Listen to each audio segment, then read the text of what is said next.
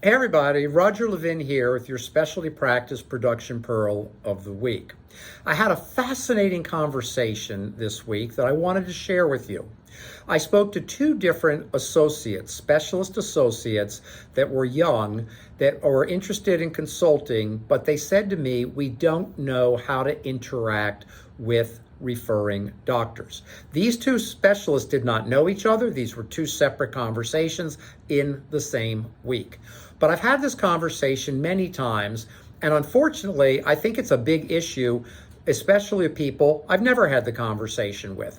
Younger people, sometimes older people, do not always know how to talk to referring doctors, especially if they don't know them well. So let me make some recommendations. Number one, develop a series of questions to ask your referring doctors. At Levin Group, we use a concept called 46 Questions to Success. Those are for clients. I apologize, but I want to give you the concept. And that gives you 46 different questions to ask and learn. And we want you to learn over time to build a better relationship. You might start with 5 or 6.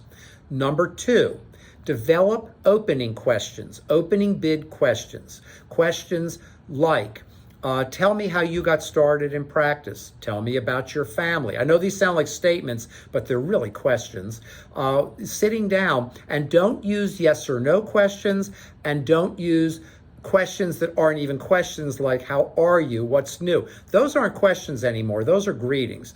When you say what's new to somebody, they're going to say nothing, and you just killed the conversation. If you ask a yes or no question, you might just get a yes or no, and you killed the conversation. So ask broader, open questions to start to get to know people. And number three, don't pretend you have nothing in common. I hear this from specialists who don't really want to reach out to doctors and put in the time. I get that. But at the same time, what do we have in common? We're all in dentistry. You practice in a similar size community because they could refer to you. They can't be too far away for the most part. We always have things in common. They may be married, have a pet, kids. What do the kids like to do? There's a lot in common. So use questions as your entry point to get to know people. And once they start talking, they like you a lot because it's amazing. The more talking they do, the better conversationalist they think you are.